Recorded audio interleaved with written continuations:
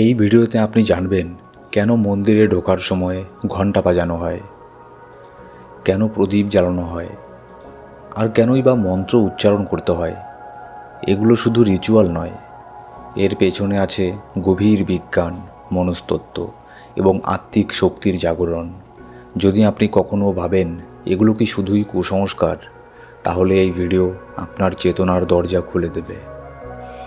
আমরা অনেক সময় ভাবি ঘণ্টা বাজানো, প্রদীপ জ্বালানো, মন্ত্র জপ এসব কি সত্যিই দরকার?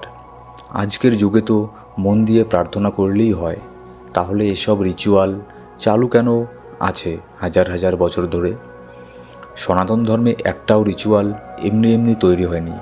প্রত্যেকটির পিছনে আছে স্পিরিচুয়াল ডেপথ প্লাস সায়েন্টিফিক কোনো রিজন। আজ আমরা জানব কেন এগুলো শুধুই কোনো কুসংস্কার বা কোনো রীতিনীতি নয়, বরং চেতনার অস্ত্র। বন্ধুরা, যদি এমন গভীর জ্ঞান আপনার ভালো লাগে তাহলে ভিডিওটি লাইক করুন, সাবস্ক্রাইব করে আমাদের পাশে থাকুন। আপনার সাপোর্ট আমাদের আরও আলো ছড়াতে সাহায্য করবে। মন্দিরে ঢোকার সময় প্রথমেই আমরা ঘণ্টা বাজাই, কিন্তু কেন? কারণ ঘণ্টার শব্দ হলো ওম ধ্বনির এক তরঙ্গ রূপ। যখন আপনি ঘণ্টা বাজান, সেই শব্দ ব্রেইনের আলফা স্টেটকে অ্যাক্টিভ করে, মানে মন শান্ত হয়। বিজ্ঞান বলছে ঘণ্টার কম্পন 7 হার্জ থেকে 20 হার্জের মধ্যে থাকে।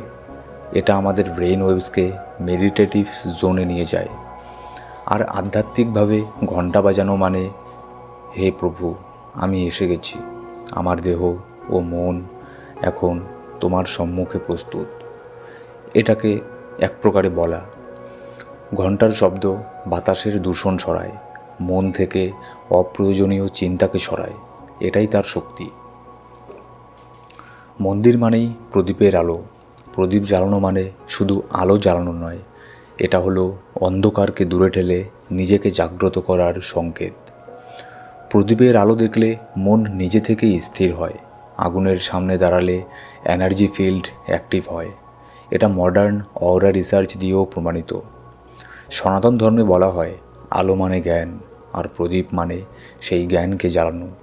তুমি যখন প্রদীপ জ্বালাও, তুমি বলছো, হে ঈশ্বর, আমার ভেতরের অন্ধকার সরিয়ে দাও, আমাকে আলো দেখাও। মন্ত্র মানে শুধু শব্দ নয়, মন্ত্র মানে শক্তি।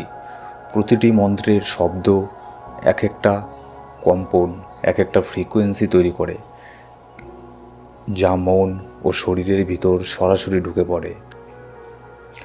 ওম নমঃ শিবায়, হরে কৃষ্ণ, এগুলো মাথায় শুনলে শান্তি আসে, তাই তো? এগুলো মাইন্ডকে রিসেট করে, নেগেটিভ ইমোশনকে রিলিজ করে, আর চেতনার স্তরকে বাড়ায়। তাই মন্দিরে মন্ত্র জপ হয়, যাতে শুধু ভগবান না, আপনি নিজেও নিজেকে শুনতে পান। মন্ত্র মানে ভগবানের সঙ্গে ফ্রিকোয়েন্সিকে মেলানো। বন্ধুরা, ঘণ্টা, প্রদীপ আর মন্ত্র এগুলো আলাদা জিনিস নয়, এগুলো একসাথে আপনার শরীর, মন এবং আত্মাকে টিউন করে। ঘণ্টা মনকে থামায়, প্রদীপ দৃষ্টিকে স্থির করে, মন্ত্র ভিতরের আলোকে জাগায়। এই তিনটে মিলেই তৈরি হয় একটা পবিত্র অবস্থান, যেখানে ঈশ্বর ধরা দেন।